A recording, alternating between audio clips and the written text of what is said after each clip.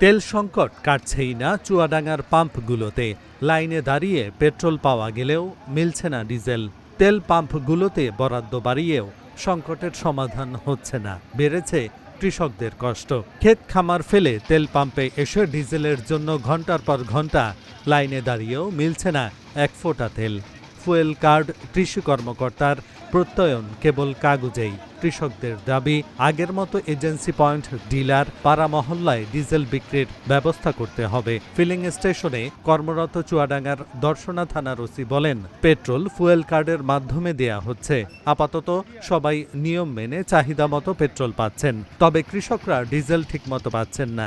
এজন্য আউটলেটে ডিজেল বিক্রির ব্যবস্থা নেওয়া দরকার।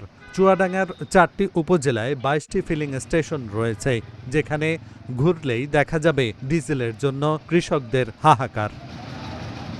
যাদের সব ট্রেড লাইসেন্স আছে তাদের তেল দিতে হবে, আর বড় অর্ডার দিতে হবে, যাতে এই রেট ছাড়া বেশি রেট হলে তার জরিমানা দেওয়া লাগবে। এইভাবে আগে যারা ফিল্ডে সেরা করতে হবে, আর এরকম করলে আমাদের আরও ক্ষতি হতে হবে। এটা কাটা আমার তেল তোলাই নেই, তাহলে তেল কোন যাচ্ছে কনে? এটা কাটা কাটা কাটা 1 লিটার তেলে তোলা নেই। যদি রেগুলার এই তেলটা দিত তাহলে এরকম সিরিয়াল হতো না, আর তেলের এরকম রোদের মধ্যে মানুষ কষ্ট পেত না, কৃষকরা এরকম কষ্ট পেত না।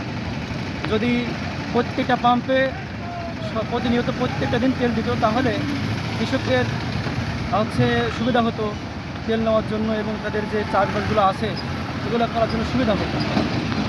আর যেহেতু আমাদের তেলের সংকট, যদি একটা পাম্পের থেকে আরেকটা পাম্পে যাওয়া হয় তাহলে সেখানেও দীর্ঘ লাইন।